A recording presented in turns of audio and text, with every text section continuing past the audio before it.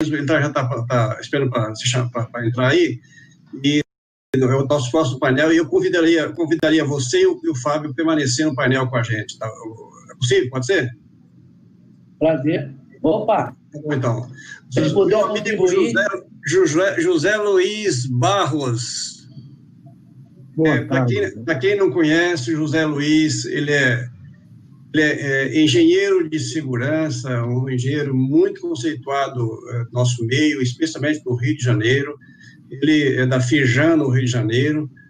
Vou dar só a introdução, depois se apresenta melhor, José Luiz. Ele é membro do tripartismo em várias comissões, inclusive da CTTP, que é a comissão maior que decide sobre as normas de segurança. E nós convidamos José Luiz aqui por uma razão muito óbvia. O tema agora é a mudança da NR4, a possibilidade ou não da NR4 flexibilizar ou terceirizar o serviço de SESMIT com variáveis que nós até hoje não tínhamos ainda. E aí, José Luiz, nós estamos aqui num painel do seminário da Associação Nacional dos Técnicos de Segurança, da qual eu sou presidente. Nós temos uma diretoria de 53 profissionais, dos mais bem qualificados e conceituados que se possa imaginar no nível nacional. E houve um consenso nessa diretoria de que essa questão é muito abrangente e por isso mesmo ela tem que se ouvir os dois lados. Quem defende a flexibilização, o porquê, o que perde, que ganha com isso, e do outro lado, que aí os trabalhadores e empregadores, em que pese o governo tem a função, o papel mediador, que a gente tem essa liberdade de discutir isso entre a gente, sem nenhum ranço ideológico, político, corporativo, nesse sentido. A intenção é a gente tratar dessa forma. Não vamos ter aqui intervenção do chat, justamente para fazer uma discussão bastante livre, mas vamos estar sendo acompanhada pelo chat, e esse trabalho está sendo gravado e será disponibilizado nos meios de comunicação da ANATES. Então, José Luiz, boa tarde, bem-vindo, e obrigado por ter aceito o convite, meu amigo. Agradeço a oportunidade aqui de rever bons amigos. Tem o Marquinho aqui, que tive o prazer inclusive de dialogar e trabalhar em algumas ações junto, você, Armando, né? O Pisa, que eu já não vejo há algum tempo, já diria assim que já vai longo tempo, mas é sempre um prazer revê-lo, né? E a todos que nos ouvem aqui, que tenho certeza que tem muitos profissionais, muitos amigos aí nos ouvindo, né? E embora quem me conhece já há mais tempo, embora eu trabalhe numa entidade empresarial e represento essas entidades nas comissões, a gente sempre procura se pautar no processo mais ético possível e mais técnico, né, dentro do que é possível. Claro que a CTPP, ela, além de ser uma comissão técnica, ela também é uma comissão política, então, por vezes, a gente fica, assim, nessa encruzilhada, assim, nesse bico, assim, mas normalmente a gente tenta, sempre de forma muito respeitosa, discutir e avançar, porque, no final, o propósito, né, é que não pode ser esquecido, que é tornar o ambiente de trabalho com maior qualidade, com mais segurança. É um pouco do que o Marcos estava comentando aí, eu estava ouvindo a fala dele, né? Então, quer dizer, claro que por meios diferentes, às vezes por interesses diferentes, mas o resultado final não pode ser diferente. O resultado é ter um ambiente mais seguro. Ele, às vezes, tem que serem execuíveis, serem racionais, e que com isso todos ganhem, né? Porque no final todos ganhando, a sociedade ganha, o trabalhador ganha, o empresário ganha, e é o jogo de ganha-ganha, é brincar de frescobol, né? Não de tênis, né? Um querendo derrubar o outro, não, é um querendo ajudar o outro a sempre devolver a bola o mais redonda possível. Então é isso, é um prazer estar aqui para falar sobre esse tema. Então vamos a ele. Boa tarde, meu amigo. Tudo bem com você? Faz tempo realmente. Graças a Deus. A ideia desse painel, Zé, inclusive, é de fazer com que as pessoas tenham a opinião, vejam a opinião de um lado e de outro. Não que a gente feche questão sobre isso, mas é saber do arrazoado que leva cada uma das representações a defenderem do seu lado, né? Se terceirizado ou não. E não criar uma polêmica e não criar um debate. E de realmente poder ouvir você nesse sentido. Tudo bem para você, Marquinhos? Tudo bem? Maravilha. Muito bom. Com você, Zé Luiz. Só dá um minutinho para mim que eu vou fechar a janela, que está um barulho danado aqui. Vai lá. Eu vou só iniciar pedindo desculpa ao Armando, só para fazer uma pequena correção, porque eu não podia faltar ao meu amigo Clóvis, porque o Armando, quando me apresentou, como o coordenador da bancada empresarial. Não, o coordenador da bancada empresarial hoje é o Clóvis Queiroz, né, que eu acho que muitos aqui conhecem. Né? E ele aqui é o coordenador. Eu apenas ali faço parte, assessoro, ajudo, né, dou os meus pitacos lá na comissão, junto com os demais. Né? Então, só essa correção aqui para não faltar com o meu amigo Clóvis. Né? E aí, quer dizer, o que estamos falando aí? SESMIT. Todos sabem, o governo está numa pauta de revisão de várias normas, e uma delas, ou duas delas, são muito afetas ao que está se falando aqui. Ao painel, especificamente a NR4, que é o SESMIT, mas também estamos discutindo lá a NR5, né, a CIPA. Então, na realidade, essas duas normas estão em revisão.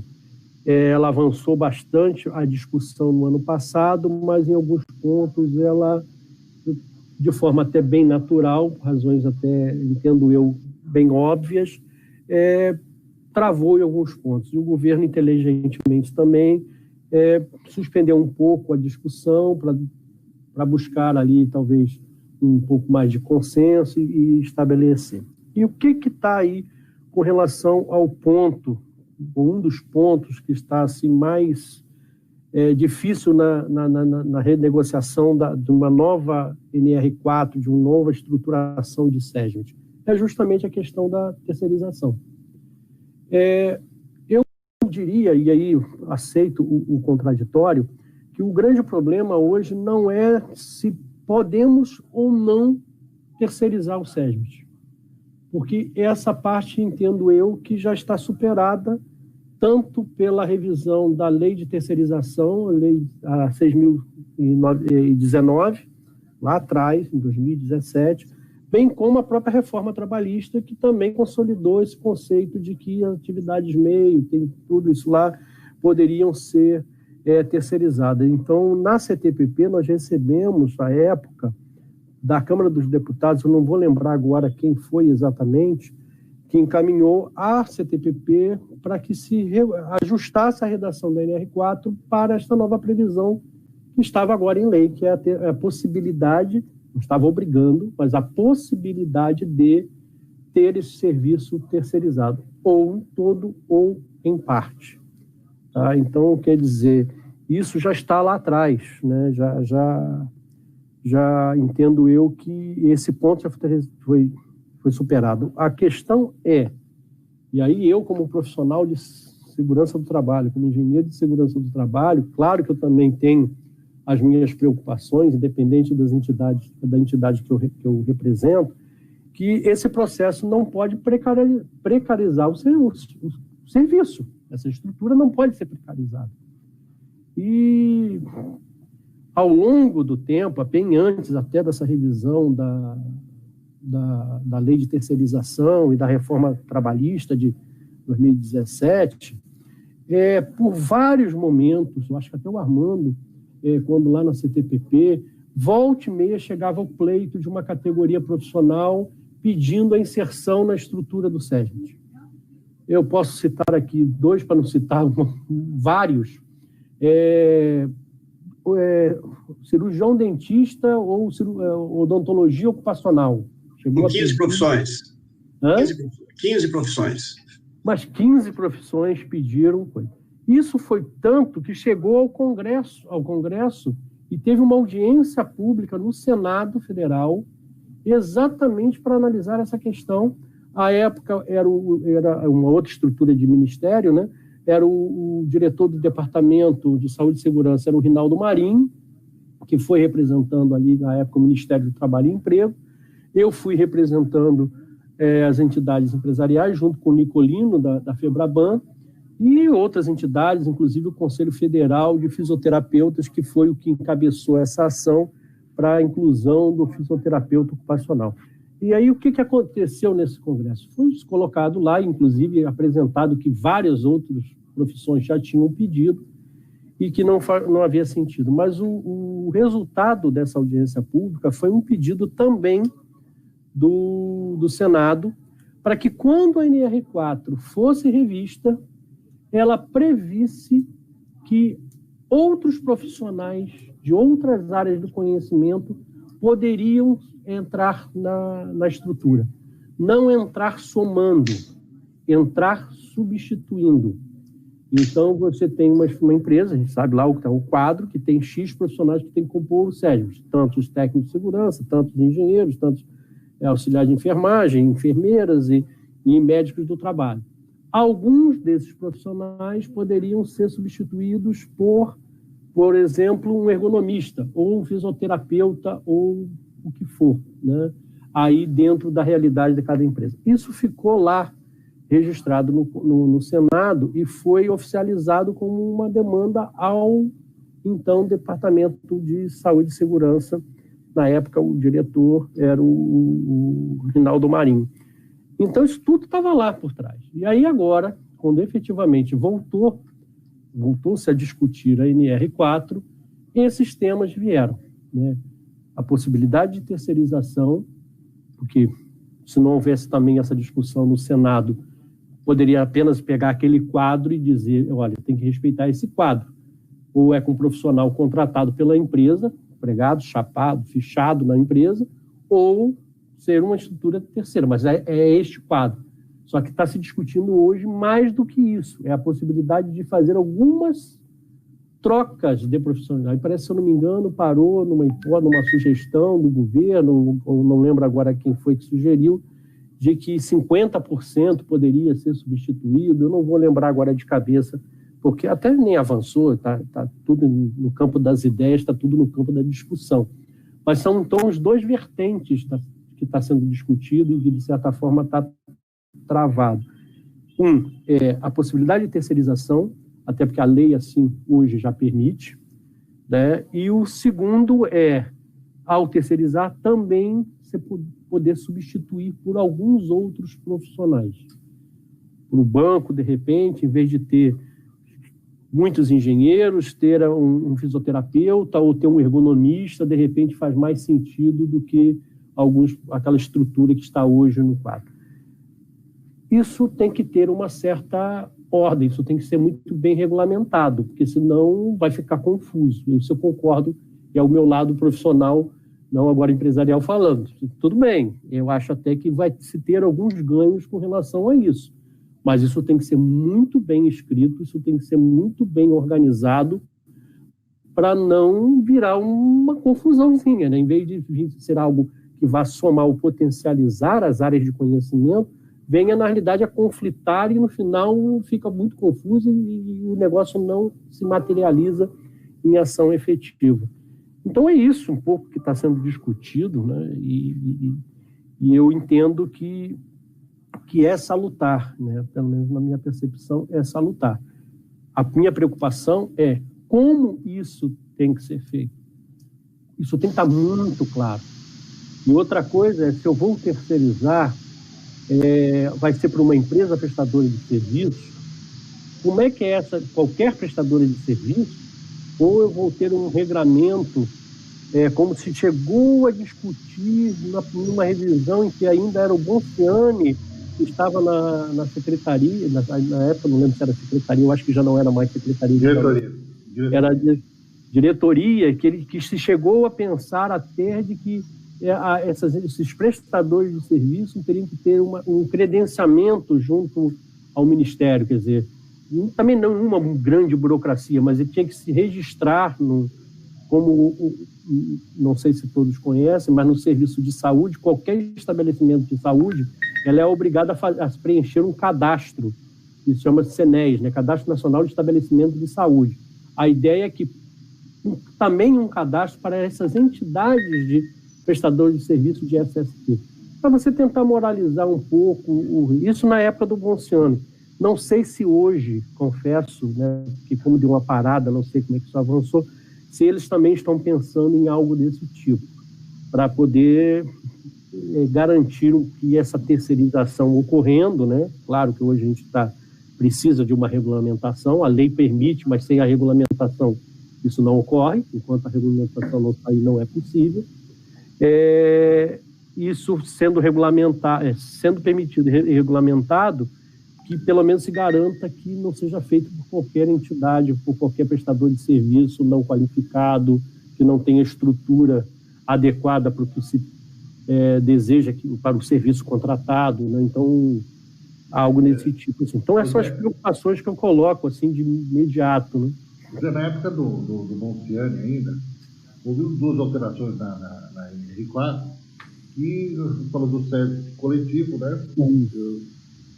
E já era uma ideia de fazer alguma coisa pró-terceirização.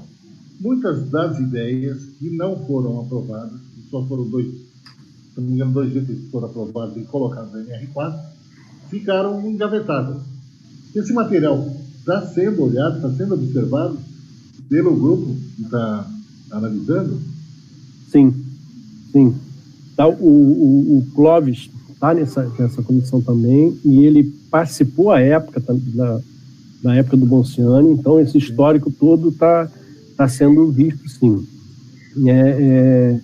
Por exemplo, esse ponto que eu acabei de colocar aqui, que na época com o Ponciano se chegou a se discutir sobre ter uma estrutura de cadastramento, de você, para garantir um pouco a qualidade desse serviço prestado pelo terceiro. Isso foi discutido lá, não foi colocado na norma, não está, mas o SESMIT coletivo foi colocado, ou o SESMIT centralizado, outro coletivo, não lembro agora como é que está a terminologia lá, mas o conceito é esse, só que lá está permitido assim, por arranjo produtivo, né, quando você tem polos industriais, você tem que ter uma previsão, isso no acordo coletivo ali do local, tem uns regramentos ali que traz uma forma de permissão, né, dessa estrutura funcionar. Isso foi até muito usado, na época a gente tinha aqui um projeto piloto aqui, assinado com o Ministério do Trabalho, na época era o ministro Dornelles, a secretária era Olímpia, Vera Olímpia, e o diretor era o nosso amigo Juarez de Barros, né? E a gente fez aqui um acordo, fizemos um piloto em 2 polos industriais, na verdade foram 2 pilotos, né? Em 2 polos industriais aqui do Rio de Janeiro, um ali em Santa Cruz e o outro depois na Arquiduque. E que foi uma experiência muito interessante, né? Que depois virou o que estava na norma, porque o Ponciano também acompanhou aqui, ele foi um entusiasta da ideia, e aí quando a gente discutiu a época 4, ele colocou lá a coisa, inclusive esse registro por convenção, né, ou por acordo ou convenção, foi exatamente o modelo que a gente usou aqui para legitimar o processo, já que não havia previsão na lei, a gente botou isso pelo acordo coletivo. E aí, quando ele levou para o SESMIT, ele também levou essa mesma mecânica lá para a estrutura da NR4, né, que foi uma experiência interessante, eu acho que vale. Tem alguns lugares que ainda funciona, outros nem tanto, mas... Houve outras experiências também, se não me engano, Tamarcos fez uma experiência nesse sentido. Tamarcos, sim. Né, que foi uma experiência que deu certo. Fala, mano.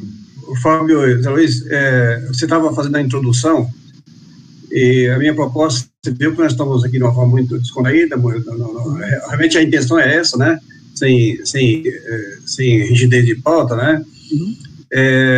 O que eu me encaminho é que você se faça, conclui a sua introdução, e aí eu convido o Fábio Marquins e eu fazer algumas perguntas ao Zé Luiz, E eu também, pode ter à vontade, eu sei que acho que o contrário, não sei se vê interesse nisso, mas é sabido no tripartismo que nós, como bancada de trabalhadores, eu represento a central sindical, nós sempre fomos e somos contra a terceirização do SESMIT, né?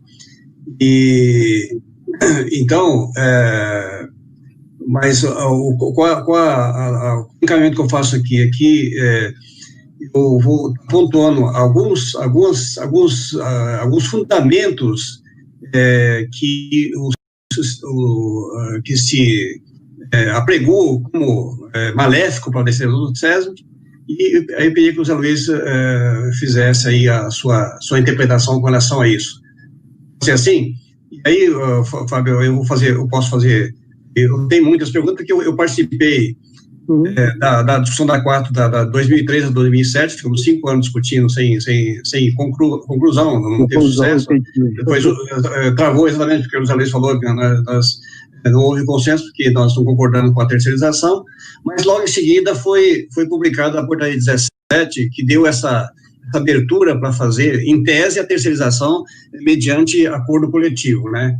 Essa portaria 17, ela foi bem dirigida para algumas, o que o Zé Luiz falou, o caso do Rio de Janeiro, acho que o de Minas, tem o do Sul também, mas o fato concreto é que nós tivemos, inclusive essa questão aí vai ser uma pergunta mais ampliada. Então, eu faço esse encaminhamento, assim? Então, você viu, fazer sua conclusão introdutória, a gente faz um ping-pong, pode ser? Ok. Perfeito. Então, só fechando, então, eu sinceramente, eu não visualizo que é o ponto de contraposição, que a terceirização seja algo assim maléfico. Eu acho que se não estiver com regras claras e bem definidas, aí sim o resultado pode não ser produtivo. Mas, de uma forma geral, e inclusive olhando assim como o desenvolvimento profissional, seja do engenheiro, do técnico, do médico, hoje, se a gente for olhar, pelas regras que estão, até o Ministério falou um tempo atrás, eu acho que o número é esse, depois alguém pode me corrigir, em torno somente de 5% das empresas do Brasil é que possuem a obrigação de um SESMIT estruturado. Talvez um pouco mais, esse percentil, mas é um número não é muito elevado.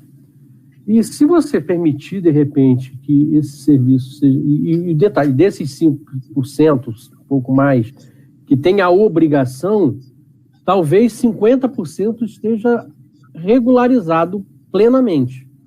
Muitos deles, eu estou falando o número de empresas que têm a obrigação, não estou dizendo que elas que têm constituído adequadamente, porque se olhar o número que tem constituído adequadamente, o número cai significativamente. Então, talvez, se a permissão de você ter esse serviço, esse atendimento, num modelo, aí o que eu falo, tem que estar muito bem regulamentado, bem escrito, claro, a possibilidade de você ter essa terceirização, eu acho que vai, inclusive, ampliar o mercado de trabalho para os profissionais, porque vai alcançar empresas que antes ela não tinham interesse de ter aquela estrutura no seu quadro fixo, tá? Mas elas têm bons olhos para que tenham um serviço que ajude a assessore, que dê todo o apoio, que dê tudo aquilo que ela precisa com relação à saúde e segurança. Então, eu acho que isso vai ampliar muito o mercado de trabalho. O ponto que eu chamo a atenção é como isso vai ser feito, como eu regulamento essa questão. A terceirização em si, eu acho que ela não vem a restringir o mercado de trabalho, ela vai ampliar o mercado de trabalho, principalmente para os bons profissionais. E esses vão fazer a diferença.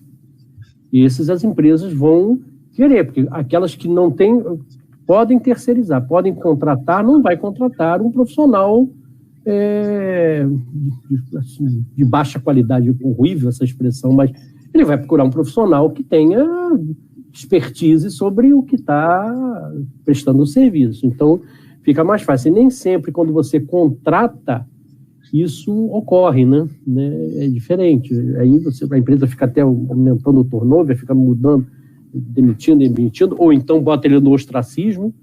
Cumpri minha obrigação legal, bota ele lá no canto, né? Finge que tem um profissional, finge que está fazendo alguma coisa com relação à saúde e segurança, e vida que segue até um dia que aconteça um sinistro, alguma coisa mais grave, e aí que vai ver quanto essa brincadeira custou caro.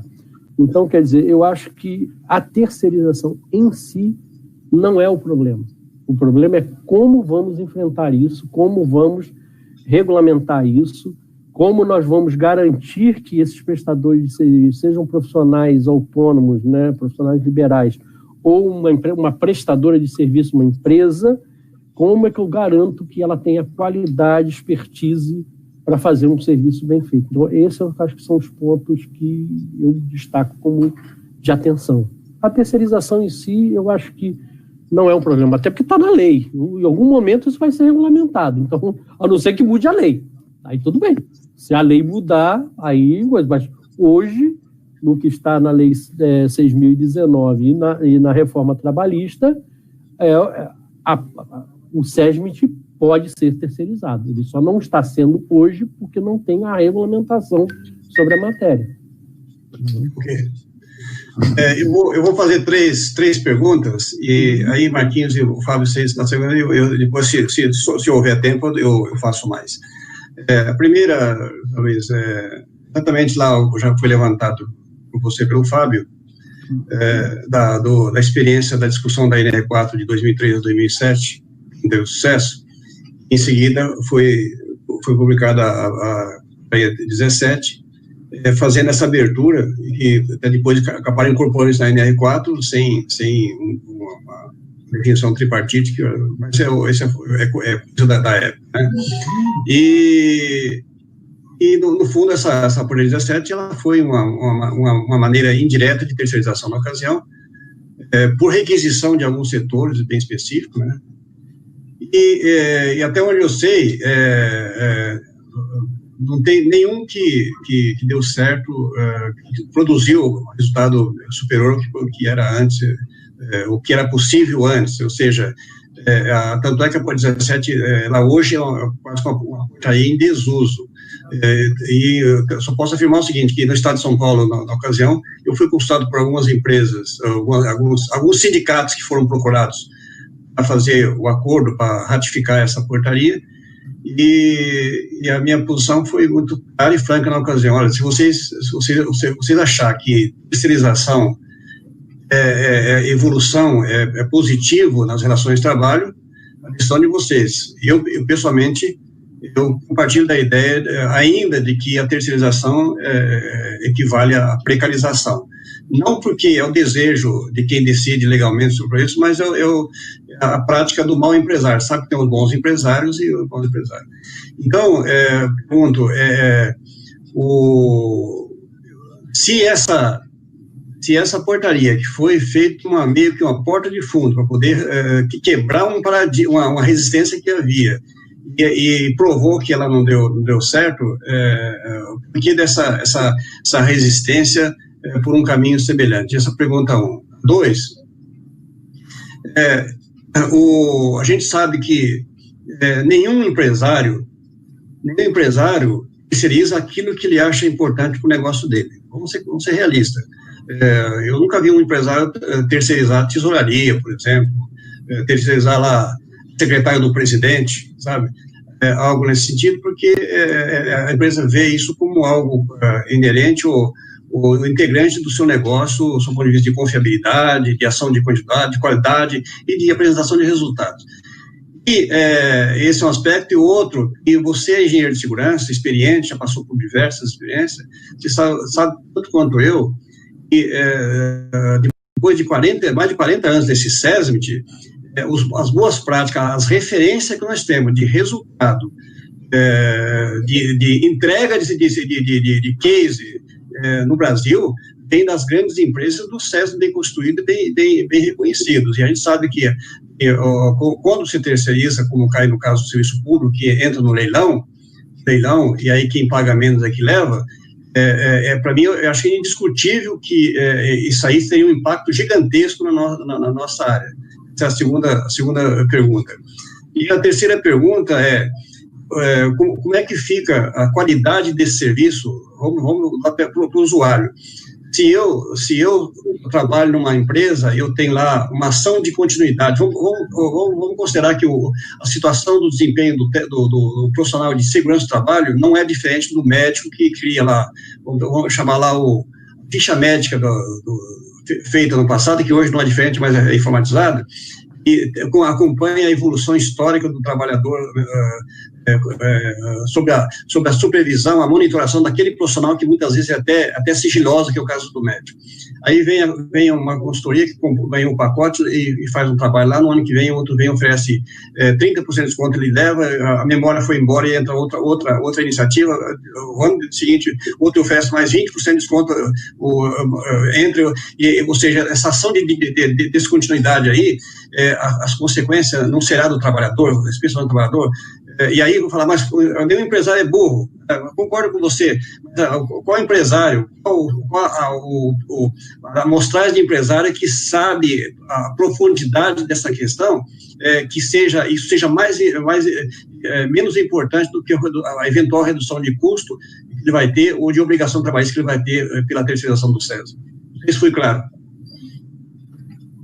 Foi bem claro, eu entendo todas as suas perguntas e até algumas posições que você já externa, inclusive, com as perguntas. Mas eu volto a dizer, eu tenho a preocupação com relação à qualidade. Isso, sim, tem que ser bem regulamentado para que você não tenha continuidade. Você deu um exemplo ali, como garantir a qualidade do serviço, e aí até falou do exame médico. Mas o exame médico, a parte médica, se você for olhar, hoje a maioria das empresas, o médico do PCMSO é terceirizado. E eu, quando mudo de um terceiro para o outro, o programa continua. Os exames continuam, as ações continuam, porque a NR7, no caso, ela deixa muito claro que o médico coordenador, que pode ser um terceirizado, não tem lugar que diga que não pode, e a maioria é terceirizado, ele tem a obrigação de repassar o prontuário para o seu sucessor. E, inclusive, de dar esclarecimentos para ele. Isso está na norma. A norma deixa isso claro. Então, ali, ela deixou um processo de continuidade para garantir a qualidade do serviço. Aí, o histórico, os registros, e, inclusive, a continuidade do serviço. Claro que o novo profissional pode olhar, ver aquilo tudo e fazer ajustes, pode, é processo da melhoria contínua. Mas o serviço continua. Estamos desde 1994 funcionando no modelo de saúde ocupacional e que está assim. E não ouvi ninguém reclamar de que há uma precarização do serviço de saúde, ao contrário. Mas por quê? Eu acho que não acontece isso. Porque está regulamentado. E a regulamentação nessa parte está bem feita. Ela garante essa continuidade. Então, é onde eu falo que o problema de ser terceirizado ou não isso não é o problema. O problema é se a regulamentação tem que ser bem feita para eu não ter perda da qualidade do serviço. Um dos fatores que, inclusive, está dentro da qualidade é você ter a sequência, a continuidade do serviço. Se eu mudar de prestador de serviço, eu não posso ter perda com isso. Né? As coisas têm que até sofrer um processo de melhoria, não pode voltar para trás. Então, quer dizer, na sua própria pergunta, quando você estava falando, você, para mim, já deu a resposta. A área de saúde acontece isso, ela é terceirizada e não tem esse problema. O serviço continua porque existe essa regra. E aí, também, assim, os empregadores não terceirizam aquilo que lhe é caro? Não necessariamente. A Nike, que é uma grande marca de material esportivo e até avançando para outros materiais, ela não possui nada, ela não fabrica nada. Ela é um grande escritório que terceiriza tudo. Toda a produção dela é terceirizada, até a área de design, a área de marketing é tudo terceirizado. Ela tem um escritório e o resto tudo é de terceiros. Tudo. Poxa, vamos sair da Nike, vamos para coisa. Marquinho aqui, construção. Que é um exemplo maior do que terceirização. Todas as obras é o jardim da terceirização. Não existe uma obra que não seja um processo de terceirização. Existe um dono, alguém contratou, existe um empreendedor. Todo o resto é terceirizado. Quem faz a esquadria, quem faz a terraplanagem, quem faz... Tudo é terceirizado. Quem traz o concreto, você contrata, não importa a empresa que vai lá e coloca o concreto. Tudo é um processo de terceirização. E funciona. Os prédios estão aí. Tudo está aí, funciona harmonicamente. O objetivo é a construção do prédio, todos estão ali. É N terceiros, N, dependendo da obra, tem N elevado a N terceiros, né? E todos funcionam. Por quê? Existe um planejamento, existe um ordenamento, existe ordem, existe regra, né? Objetivo comum e regramento. Então, quando eu volto a falar aqui de novo, eu não sou contra a terceirização, porque existem N exemplos, eu já dei aqui algumas coisas. O que me preocupa para isso, tem que ter regra, tem que estar claro, tem que estar as coisas sem dúvida para que as coisas funcionem bem. Se isso assim sair, se a norma for feliz e trazer todas essas questões, está lá bem regulamentada, garantindo a continuidade, garantindo a qualidade do prestador, da forma como isso acontece, eu acho que não vai ter problema. E eu vou te dizer, as empresas que hoje já têm SESMIT, elas não vão se livrar dos seus profissionais, até um termo ruim de se livrar, né? Elas não vão demitir, elas vão continuar com seus profissionais e vão terceirizar. O próprio SESMIT da maioria das empresas hoje terceirizam o serviço. A maioria. O SESMIT não fazem, muitos dos SESMIT das empresas não fazem avaliação ambiental, de higiene ocupacional. Ela terceiriza. Elas, muitas das vezes, não fazem o programa de ergonomia, ela contrata um ergonomista. Então, muito hoje do que está na tarefa, na obrigação, nas atribuições, no rol de atribuições do SESMIT, você vai ver que o próprio SESMIT da empresa terceiriza as suas atribuições. E ninguém fala disso. Por quê? Porque funciona. Porque o cara que terceiriza, ele controla, ele ordena, ele tem o interesse de garantir que aquilo funcione bem. Mas é um processo de terceirização. Hoje já é assim. O SESMIT terceiriza quase que metade, em alguns lugares, muito mais do que a metade das suas atribuições. É um processo terceirizado. Então, eu não vejo com maus olhos. Juro para vocês, e aí, como profissional e como entidade empresarial, representante empresarial, eu não vejo com bons olhos. Desde que regras claras, regras para garantir que haja continuidade e qualidade do serviço. Se isso estiver resolvido, eu não vejo problema nesses 3 pontos que você abordou. Ok. O Marquinhos ou Fábio, quem vocês começam? Eu só não quero fazer réplica, mas só ressalvar... Fique à vontade, somos todos amigos. Só ressalvar que essas 15 profissões que reivindicaram seus direitos, a oportunidade de compor o SESMIT obrigatório, todas elas têm função na área de segurança do trabalho. Dentista, assistente social, psicólogo, todos. Mas todos, sempre nós como trabalhadores e de segurança, chegamos como bem-vindos, mas de uma forma complementar. Então, esses realmente sempre foram e serão os terceirizáveis naturais, né? Essa é uma questão que a gente não discutimos no tempo. Marquinhos ou o Fábio começa aí. Agora é Marquinhos. Pode ser os mais velhos. Agora é Marquinhos. Eu já fiz pergunta, vai lá. Pô, mais velho, então peraí, tomou para mim?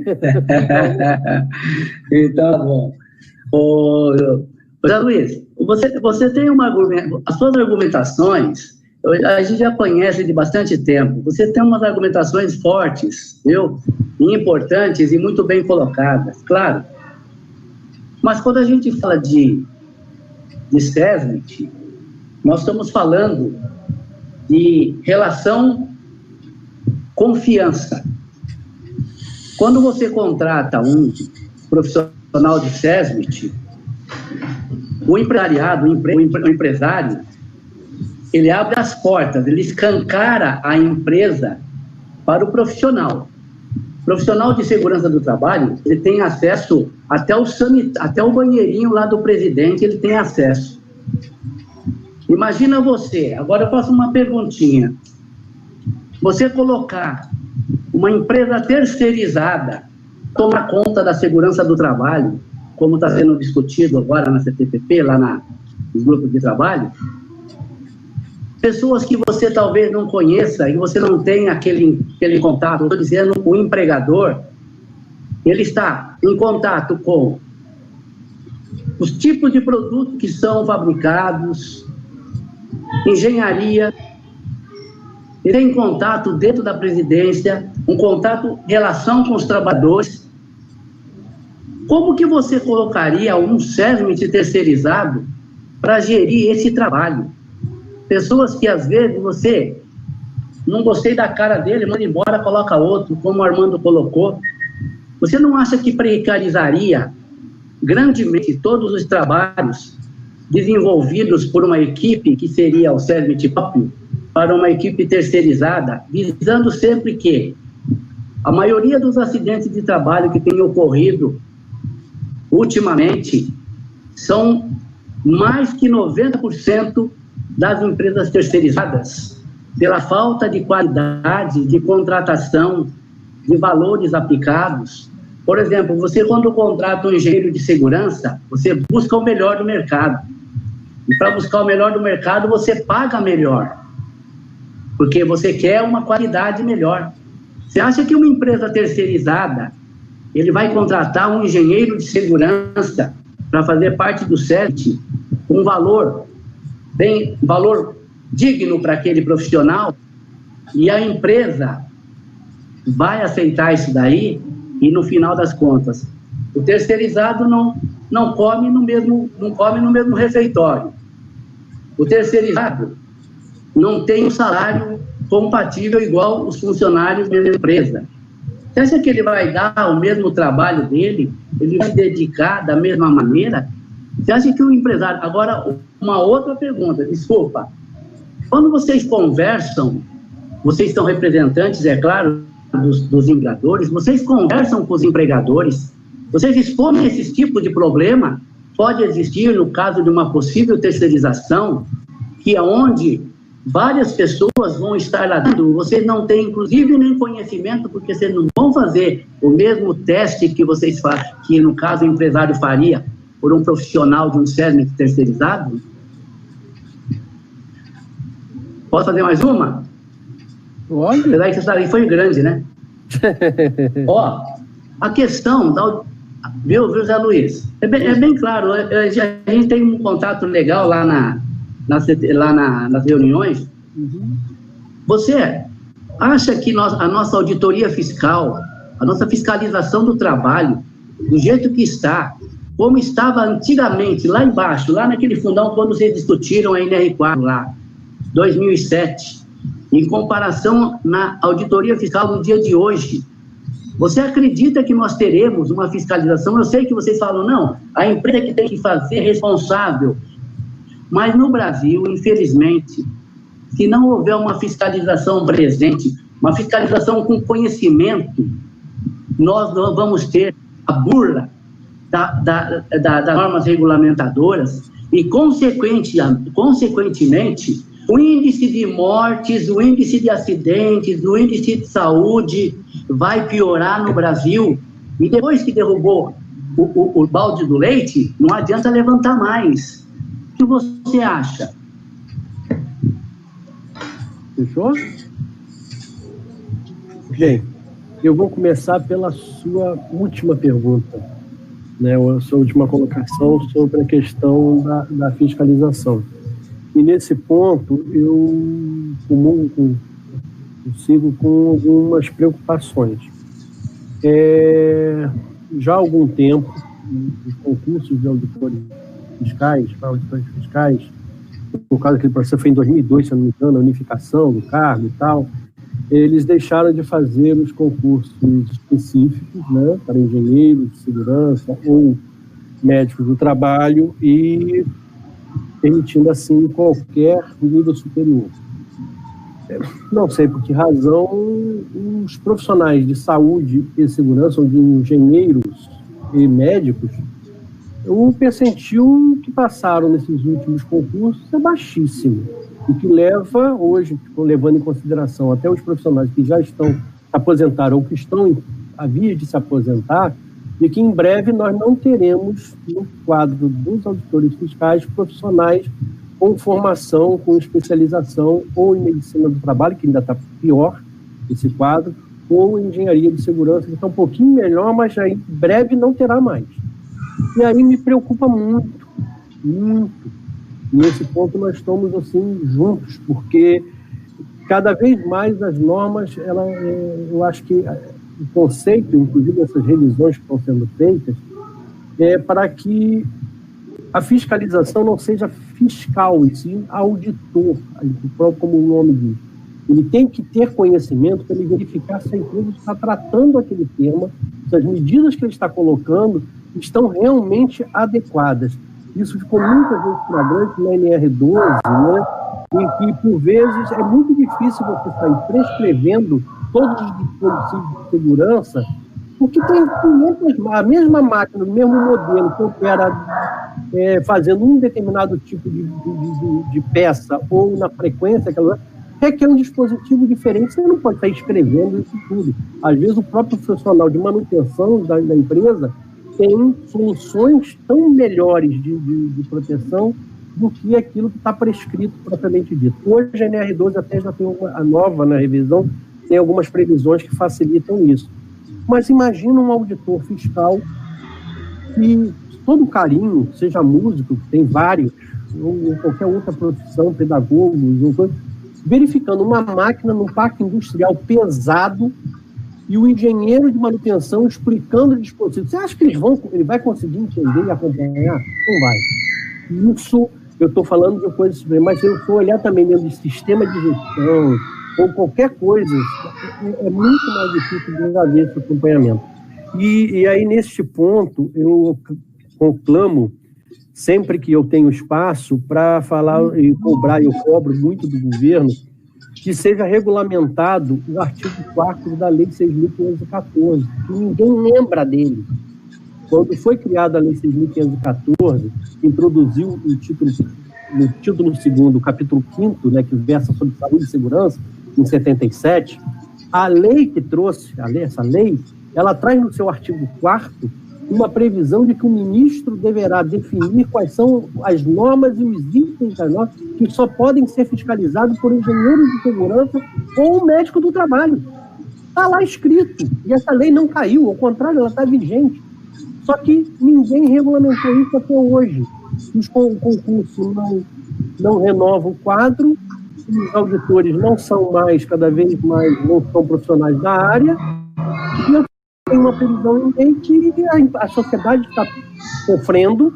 Nós que somos prevencionistas sabemos que isso dificulta bastante e não está. Então, eu comecei pela sua última abordagem, porque nesse ponto eu estou extremamente solidário. Me preocupa essa falta de especialização. Claro que tem bons auditores, músicos, mas, de uma forma geral, a gente está perdendo muito com isso. Eu acho que tinha que ser revista essa questão e voltar a ter concurso, aumentar o quadro, que está muito baixo, e de preferência com profissionais com especialização.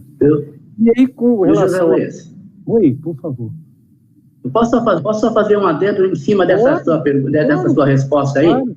Pode. É o seguinte, nós tínhamos uma fiscalização, ou caso, uma auditoria fiscal, ultimamente, devido a essas contratações sem qualidade ou sem conhecimento de causa, aquelas multas que eram aplicadas para os empresários, muitas das vezes eram aplicadas de forma errônea pelo desconhecimento desses auditores fiscais que faziam essas fiscalizações. Eu acompanhei várias, e a gente via que o auditor fiscal não dominava o assunto. Para ele olhava lá e via que não estava, ele não tinha condição de perguntar. Então, isso daí é um problema grave na auditoria fiscal, um problema grave. E eu também aproveito já de fazer o nosso merchan. Eu acho que os técnicos de segurança deveriam fazer o concurso público também, que nós temos grandes profissionais com conhecimento. Se não me engano, é supervisor. Exatamente. Que vão voltar isso daí, na verdade. Então, realmente, isso é um problema grave.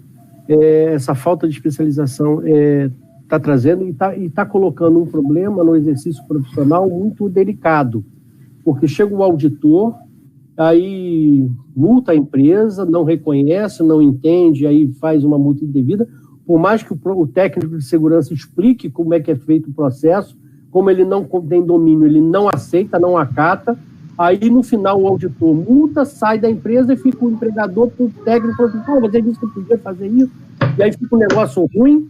No final, todos perdem, inclusive o técnico de segurança, o profissional de segurança, fica numa situação muito ruim de que ele fez certo, ele agiu de forma dentro da técnica, mas o auditor desconhece, ignorou, seguiu. Bem, é um problema que tem que ser resolvido. Deixa eu atrapalhar um pouquinho mais, Zé. Pode, por favor. Nós estamos falando exatamente dessa questão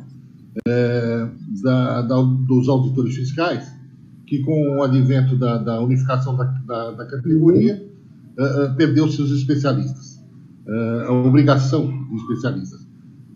Ocorre o seguinte, isso era previsto, e a bem da profissão, os especialistas também ficaram quietos.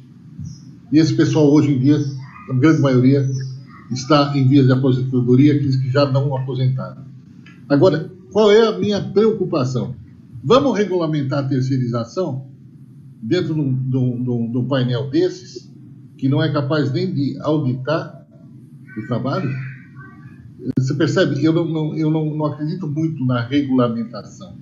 Eu tenho uma preocupação muito grande. Por quê? Porque quando você regulamenta uma coisa para funcionar, alguém tem que fiscalizar. E aí, como é que fica a situação? Então, concordo com tudo que você está falando, mas eu tenho medo, muito medo.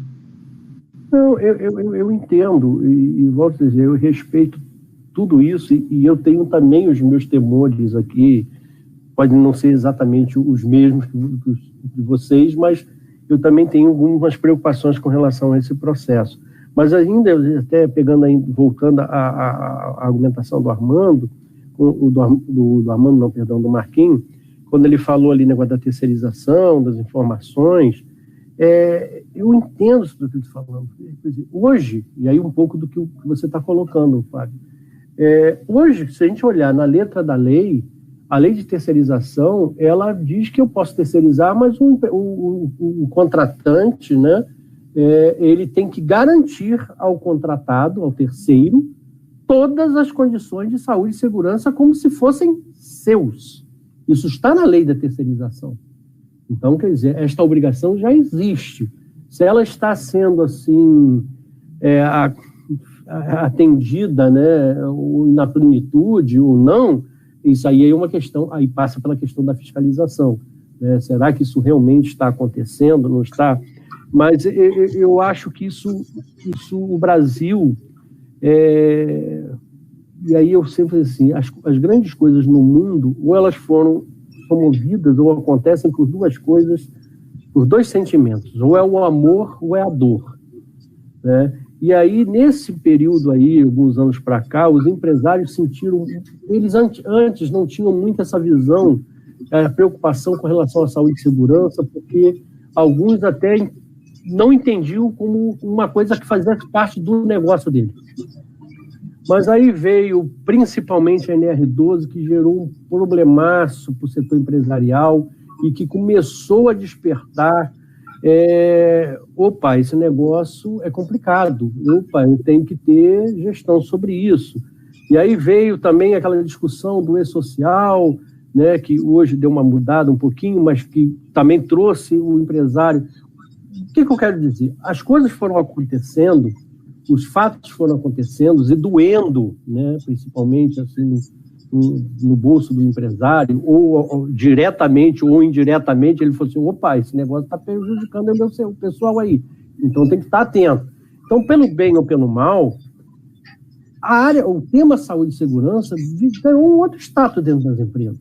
E eu aqui sou da Federação das Indústrias, e a gente percebe isso, desde a pequena e as grandes empresas. Deu uma mudança da preocupação. E eu acho que é este momento que a gente tem que aproveitar e ter a inteligência, né, de fomentar mais ainda a importância desse tema empresário, já que ele já percebeu de que uma irregularidade, as multas são pesadas, a perda de produção, a perda de imagem, o acidente é muito caro, é caro para todos, né? Principalmente, é caro em primeiro lugar é o vitimado, né?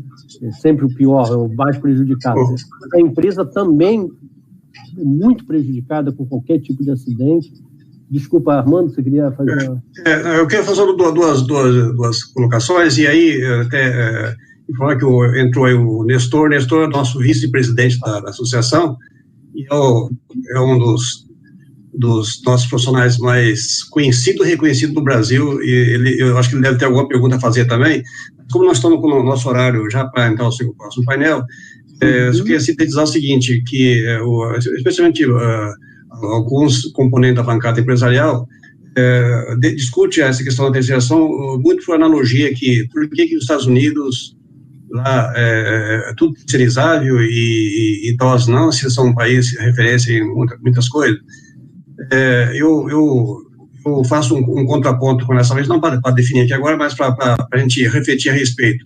Nos Estados Unidos, o não fornecimento de uma luva de segurança custa para o mau empresário, e não é um bom empresário, custa para o mau empresário mais caro do que uma morte dolosa no ambiente de trabalho aqui no Brasil. Então, essa diferença quase não se discute, tá certo? E nós não somos também... Não estou aqui preocupado com os bons empresários. Nós sabemos que uma grande parte dos empresários jamais vão terceirizar um CEP, jamais. Mas, infelizmente, a nossa cultura empresarial, ela predomina ainda aqueles que não têm essa cultura. Então, eu acho que é muito prematuro, nesse momento, a gente ter essa visão romântica nesse sentido, de que a terceirização não seja um risco, como você mesmo afirma, possa provocar um retrocesso. Bom, peço desculpa aí a questão do horário, e Nestor, você tem uma pergunta a fazer, não? Abre o microfone. Na verdade, eu só tenho uma colocação a fazer, que é... A gente vê muitas pessoas falar de terceirização do SESMIT, né, e o ruim no Brasil é que a gente não tem nenhum modelo ainda para a gente poder falar se isso funciona ou não. A gente quer usar a terceirização que acontece, por exemplo, na construção civil, né, que terceiriza uma atividade para outras pessoas, e a gente só tem esse modelo ainda para falar de terceirização de SESMIT.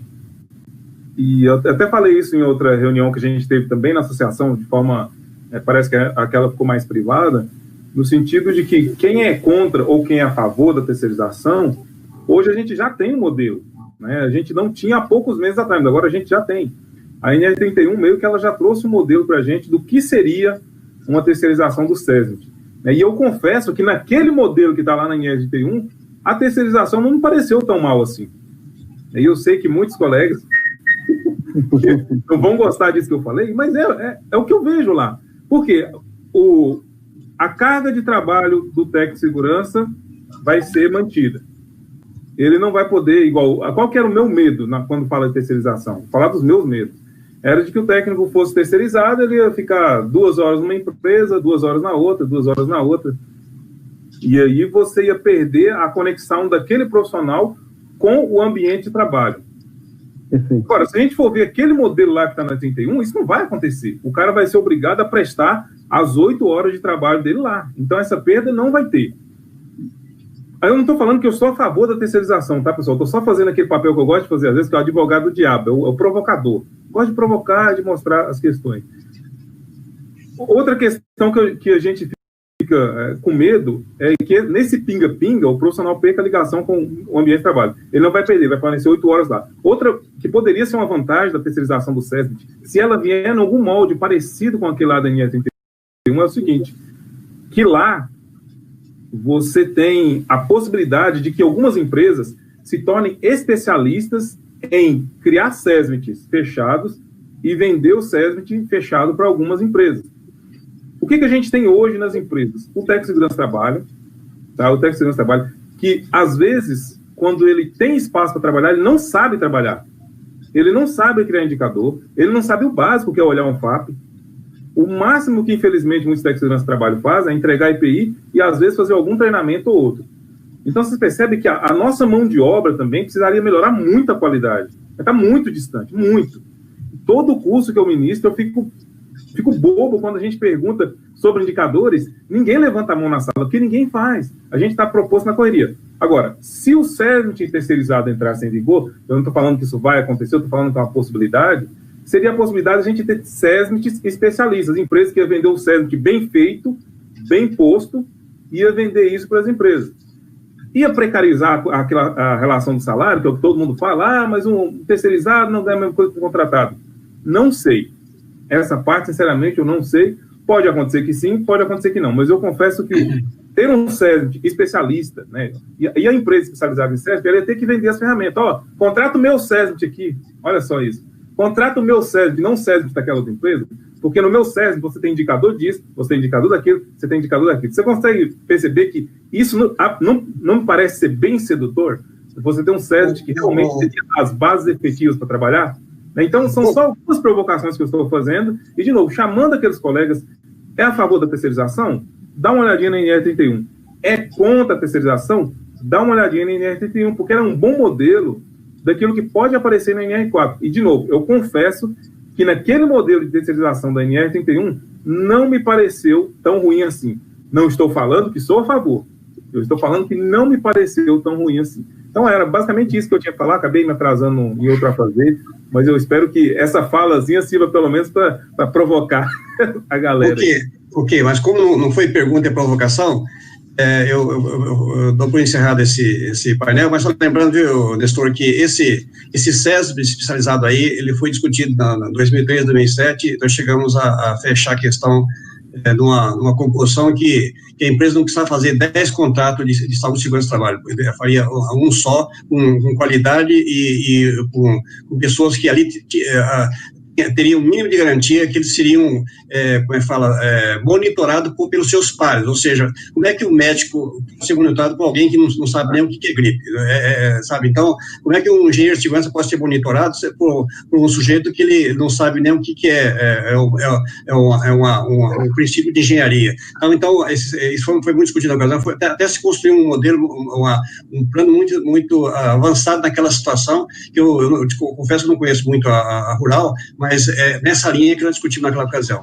Mas, olha, encerrando, eu agradeço muito ao Fábio, agradeço ao Marquinhos pela ajuda e a participação, agradeço muito ao José Luiz, e mais uma vez também parabéns pelo Dia do Engenheiro de Segurança, assim como do técnico de segurança, essa discussão aqui democrática, aberta, sabe, e peço que o Nestor e o Edson fiquem no painel para a gente entrar com o próximo assunto, que vai ser o eixo social vinculado, associado a ISO 45001 e o PGR. Gente, um abraço a todos, muito obrigado pela contribuição. Muito obrigado aí pelo convite, oportunidade de falar com os amigos que faz com a gente. Zé, foi um prazer revê-lo. Igualmente. Sucesso lá. Todos. Tchau, querido. Um abraço aí.